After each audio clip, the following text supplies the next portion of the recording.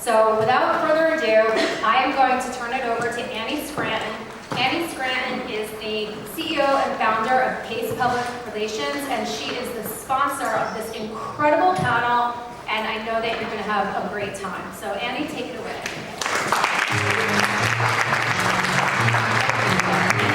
I'm so happy to be here and excited for this panel too. By way of my background and introduction, I spent the first 8 years of my career as a TV news producer and print journalist, and then I pivoted to starting my own PR agency almost 10 years ago. So I've been on the side of receiving pitches as a member of the media, and now all day long, all I do is pitch the media in a professional capacity on behalf of my clients. So this is something that I'm very entrenched in, and we work with a lot of startups and female-owned businesses, and I share the same viewpoints as Adrian. I think it's just so important for women to know as much as they can to be able to get ahead, but getting ahead and then getting into the media are two very different things, and there's a lot of nuances that go into it that we'll be sharing with you today. So I think we'll just go down briefly and everybody can introduce themselves. I guess I'll start. I'm Tanya Klitsch. I am a lifestyle reporter at Forbes magazine, where I cover all things fashion, beauty, and luxury, but it's not just lifestyle topics. I've also covered startups, female founders like you, for Forbes Entrepreneurs. Before Forbes, I worked for New York One News as a television reporter, and for that, Entrepreneur magazine. So I really look forward to hearing what you have for us. Hi, I'm Barty Scott. I currently work at the journalism school at NYU, and I've written about startups and small businesses for Inc. and Forbes and Business Insider. I've written about health and wellness for Teen Vogue. Nice to meet you. Hi, I'm Robin Schatz. Nice to meet you all. I am currently a contributor to Forbes.com, writing the food and drink channel, covering mostly entrepreneurs. I get to taste a lot of good food. Can you hear me okay? And I've been in journalism a long time in many different roles, as an editor, as a writer. Now I work on a freelance capacity as a consultant and also in some content marketing through a company called Contently. And my passion is really the Forbes world. Hey, I'm Eleanor.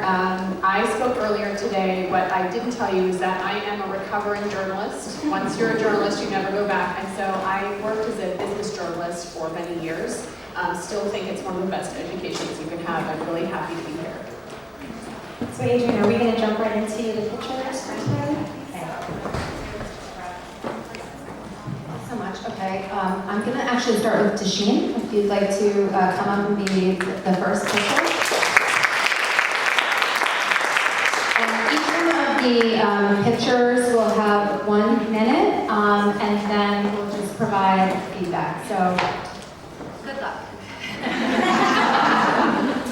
How's everybody doing today? Good. Y'all can hear me? Yeah. Okay. So my name is Tasheen L. Evans, and my company is Eyes of Power. Eyes of Power is certified as an MWBE, which is an acronym for Minority Women Business Enterprise with the city and the state. And what I do is, I forgot to share, AKA I'm also a visionary ninja.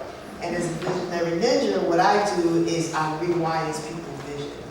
And my focus is minorities because I want minority women to start showing up differently and start thinking differently, that we can also get in there and we can do this. And so the idea behind my vision and mission is that if we can rewire your brain to think differently, then you don't limit yourself. Because we say sky is the limit, I don't have any.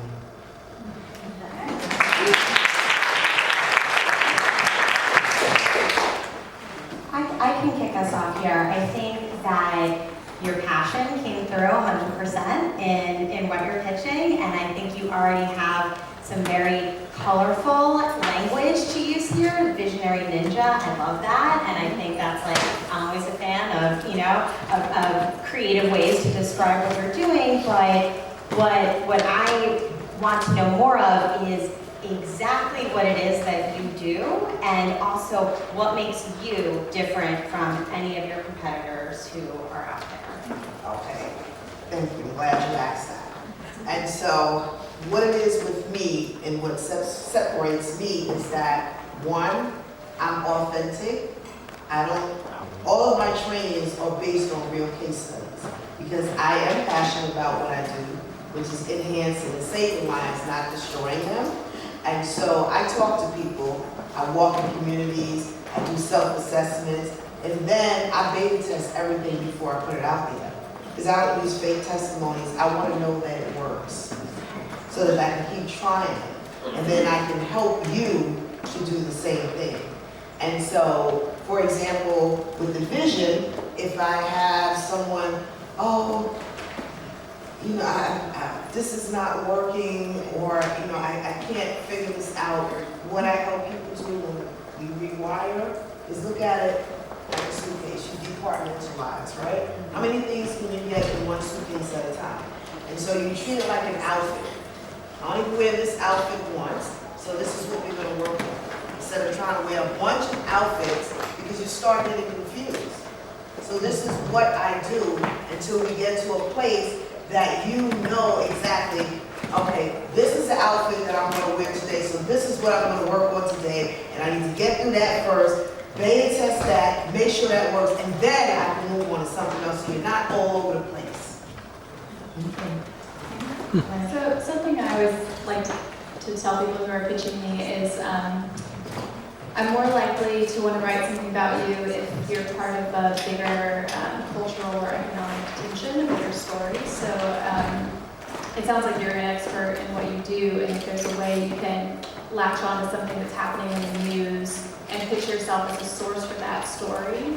It may not end up being a story about your business, but at least your name will be out there, and your business's name will be out there, and it helps your SEO, and next time they may actually do a whole story about you. So that gives something to think about. And I'm also a third time last summer. That's important. Okay, great. Thank you so much. Thank you. Angelica, you were number 2. And a last minute addition.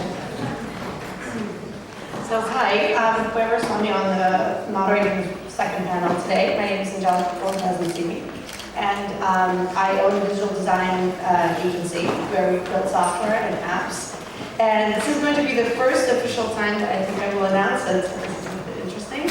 I'm actually leaving my own company to start a company, to start my own product that we're building in my agency. The product's called Repeats. And I have a question for the panel. Do you guys order food? Yes, okay. How about we open it to the audience? Who here orders food? Okay, so a couple people.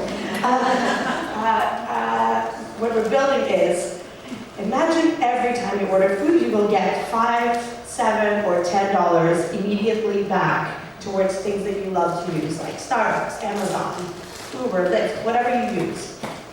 Better yet, imagine if you're getting that $5 or $10 directly as an instant cash back. Well, we partner with Venmo, and you're going to be getting immediately cash back in your Venmo account upon your cash out.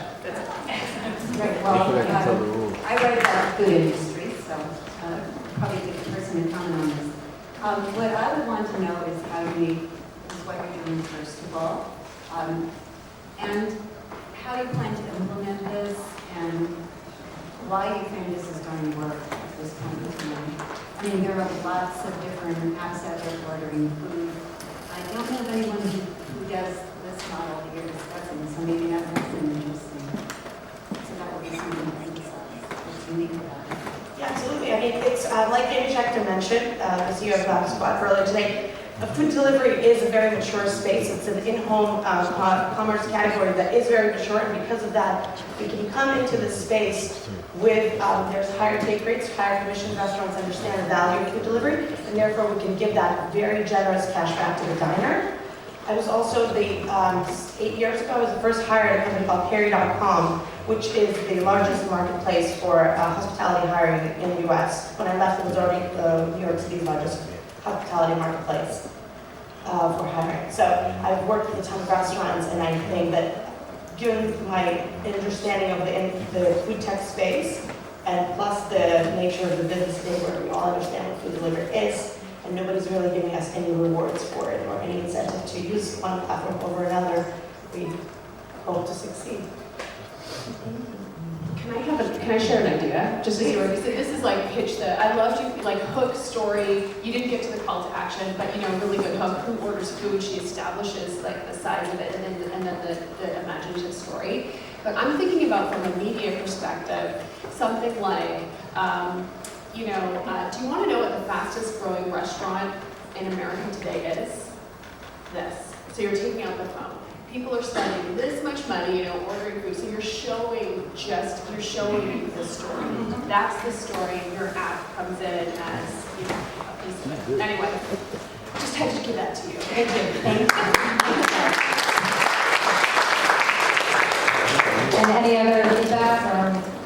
Oh, I'm sorry. I just saw two angles right away from your quick presentation, and you could come from your story in two ways. One, your professional decision to leave one company and start a new. What's the personal narrative there? But also that tech industry perspective of the solution, the industry that you're trying to bring, the solution you're trying to bring to your industry. So there's two ways, and you have to pick one. It's either a bit of the professional decision as well as the industry you're trying to innovate. I like that opening line. I was going to say the same thing. I want to know the story of why you're leaving. Yeah. You founded one business, you're leaving and you're starting a new one. That's the tension. That's interesting. And I don't think you have to pick one or the other story. You just have to find the right publications for each angle. Try that one. Actually, can you talk a little bit about what you just said? So creating the tension and then delivering the relief on that? Because I think that's something that maybe not everybody understands and why it's so impactful. I think it's important for everyone here to understand what a reporter is looking for off the bat. And many of you brought those elements, but maybe bury the lead. But first of all, you need to just say up front who, what, where, and why. Who you are, where's your company based, and the solution you're trying to solve, the solution you're trying to bring to a specific industry. And what is news? News is tension, news is conflict sometimes, it's heat. So what's the problem you're trying to solve? Yeah, I mean, it's hard for newsrooms to also figure out, like, what are the things that people have to read? That's what you're looking for. So if there's, something that, there are so many, like, fundamental tensions in our society. Like, for example, big companies versus small companies. Like, the big guys crushing the little guys. And how can your story fit into that tension? There are, all kinds of other examples out there. Okay, moment of magic.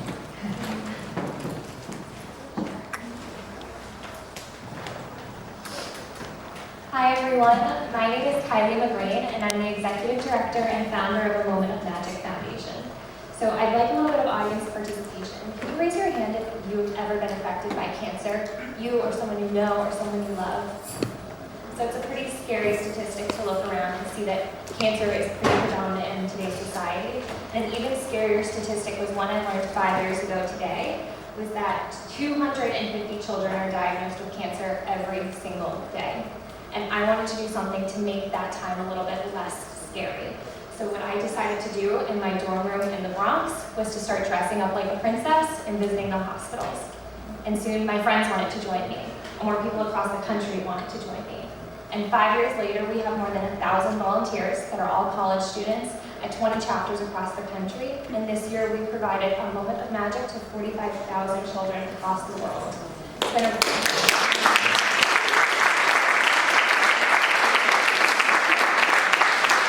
been a really amazing experience getting to work with predominantly female leaders at all of these chapters. And if you want to learn more about A Moment of Magic, please visit our website, amomentofmagic.org.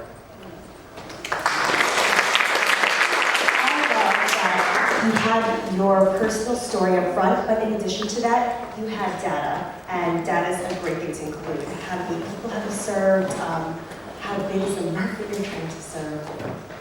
And also, you have a very visual story as well. So photos, video, all of those assets when you're pitching, and particularly obviously for TV, will certainly come in handy for sure. I think you have a very compelling story and immediately caught my attention. And I think because I'm assuming it's a nonprofit, I think that always, has a different feel to it than a business. And I think that many people would be interested because of this or that just becoming directors. You also have a really valuable thing, which is an experience. You should invite journalists to come and be a princess for a day and meet kids and learn about the science behind the motivation that this brings. And I mean, that's a really great story.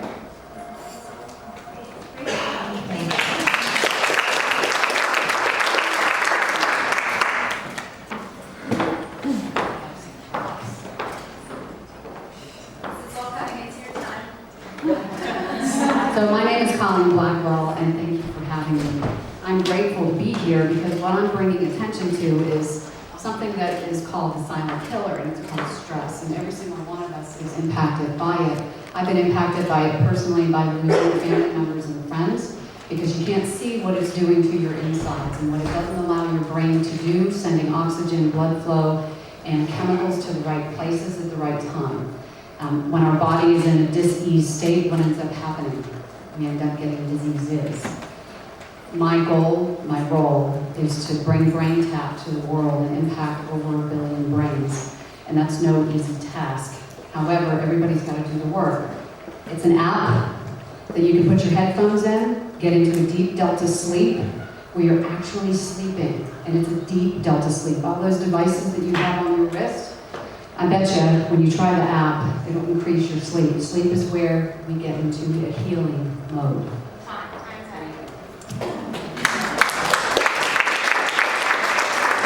I was just telling staff that I didn't get a lot of sleep last night, so this is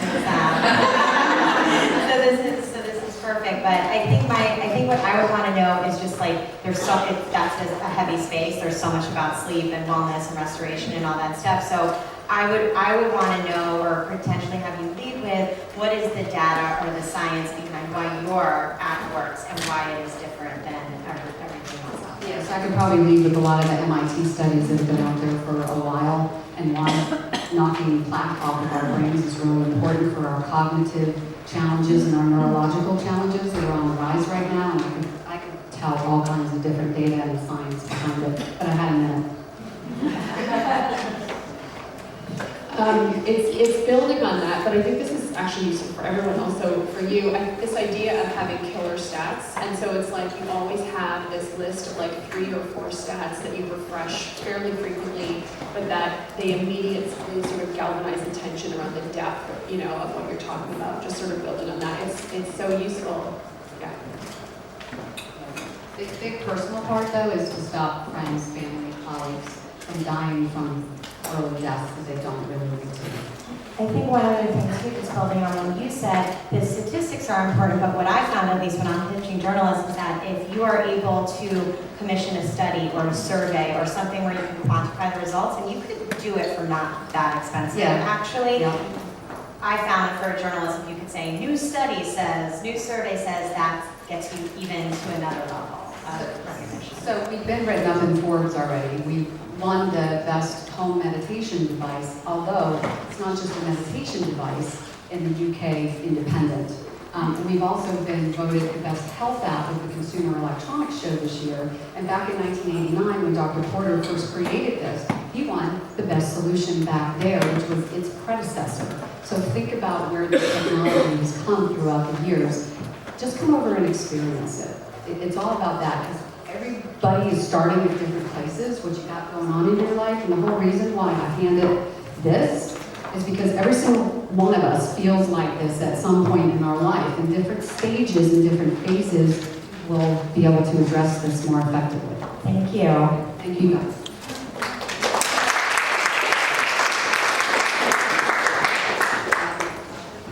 Yeah, I was just going to say, to kind kind of repeat what I've been saying is I think retention is like the burnout epidemic that everyone's so concerned about right now. And you could, sounds like you could easily position yourself as a source for stories about that. Like, why do we even need these kinds of apps these days, and what kind of difference can they really make in people's lives? I might go with that. When I started out finding about this app, through it helping me, helping the nonprofit I started, for some children, seeing good results, and retiring from contact. Can we actually, I just want to make sure that everybody knows their time. Thank you so much. So actually, can you talk a little bit more about not only how people pitch themselves or their company, but rather as a thought leader and somebody that you would use as a source for quotation in a compilation type of an article? Can you talk about that a little bit? I mean, I'll start because this is another big aspect of what we do, because for my clients and for all of you, whatever your company is, your brand is, like, that is the most important thing to you, but it may not be the most interesting thing that a reporter has ever written. So another way that we touched upon a little bit earlier is to create the idea and position yourself as a thought leader or an expert in the industry that you're in. So for example, we have a client who has a new fintech platform, but he used to be the CFO of Compass Real Estate. So what's the big story that he could possibly weigh in on? WeWork. And so he's going on CNBC and giving quotes to a ton of different places as a thought leader, but then it's saying his name, and then, currently the CEO of this new platform. So just to think more broadly about the ways that you can sort of insert yourself into the larger conversation for your brand. And, for people, many people in the room, they don't have a PR agency that they work with. Budgets are tight. And so can you talk about maybe how somebody would go about pitching themselves without necessarily having the benefit of somebody like you? I mean, I'll just give my super brief overview.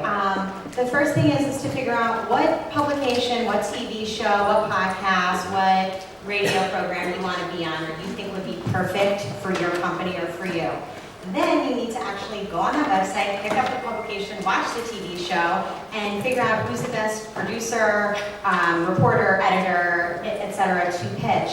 What's really critical here, I think, is to actually learn who they are. Go on their Twitter, go on their page to see what they've written, because without having that context of the type of stories that they are used to pitching, you may be pitching something totally off-center. I think it's better then if you are doing the pitching yourself to send an email that's pretty brief and to the point. As a former producer, I would get hundreds of emails every single day, pitches, and I would delete 99% of them unless I knew the person who sent it to me or unless it was really perfect and really on brand for what we were doing.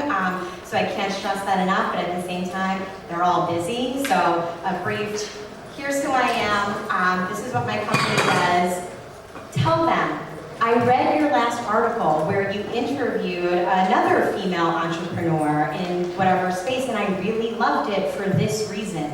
There has to be a level of authenticity and genuineness when you're reaching out. And then I think beyond that, if you don't get a response, follow the reporter on social media, engage in a meaningful way, not like stalker-ish or anything, but and then when there's something really relevant in the news, or you see an article or a segment that they've produced that you felt like, oh, this is really relevant, you can check in again. And then I think just on your own social media too, post thought leadership type blogs or articles on your own LinkedIn, and on your own Twitter, because maybe someone will see it and that will prompt them, Is that other? Yeah, I love opening my email in the morning and having like a really short email from someone saying, are you covering XYZ breaking news? Because I have a source for you and here they are. And it's like a quick, you're doing one task for me first thing in the morning. So if you can, latch on to something that's happening via a source, that's great. These are must-dos, but can we maybe absolutely do not must not. One is definitely, don't send us email blasts. There are some PR agencies or some practices where you think just stealing every reporter and editor and producer's email and shooting a mass press release that's general that will probably make you lose credibility amongst the journalist community. So as Penny said, research the right reporters and editors who fit your beat. That's a really great point, because I can't tell you how many times I get pitched a story that's totally irrelevant to what I write about, and people need to pay attention to that. That said, I get a lot of pitches from PR agencies, dozens a week, particularly on food-related topics. But what really strikes me is when I hear from an entrepreneur who just has a really great story. And I've written, those tend to stand out for me when they contact me directly. There was a guy in Baton Rouge, Louisiana named Richard Hanley who'd started a salad dressing company of all things. But he had such a great story about how he started it. And then he sent me some samples and I liked them and I wrote a story about it. And those kinds of, and he keeps in touch periodically, sends me other things he's doing, and we've become friends. I know we had a question over here. Did you want to ask? They answered it. Oh, okay, great. Okay, so Next pitch. Hi, I'm Barbara Ferricks. I'm a serial entrepreneur. So I'm going to cut right to the numbers. There are 120 million women over the age of 18 in the United States. 64% of us constantly complain about our high heels. 45% of women wear high heels every single day. Do we know what those numbers mean? It means there's 35 million women bitching and moaning every day about the pain in their feet. I started High Heel Hero. It took me 2 years to formulate it. It's a specially formulated CBD-infused foot cream that sinks into your skin and dries so you don't get greasy, and it stops the inflammation and the pinch pain that we all get in our high heels.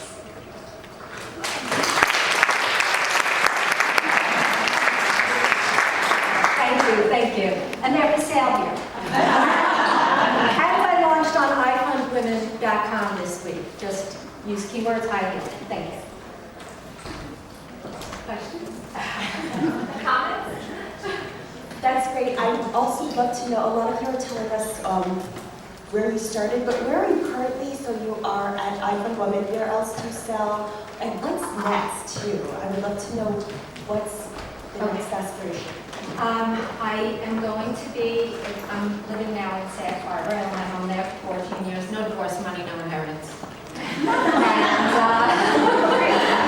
And women, we all know, you gotta add that.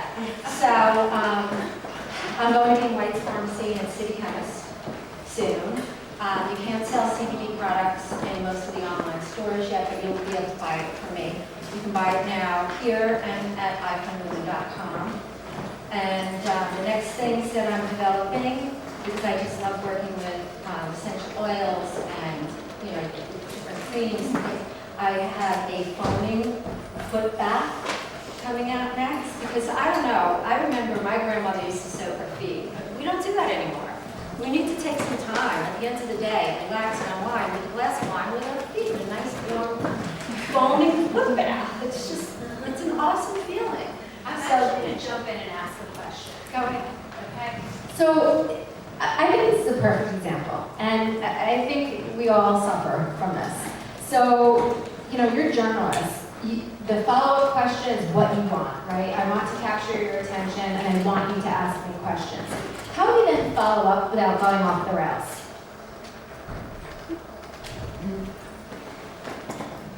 Well, I think you can build it into the structure of your pitch. So for instance, if the pitch is really to, hey, how can I get my company covered?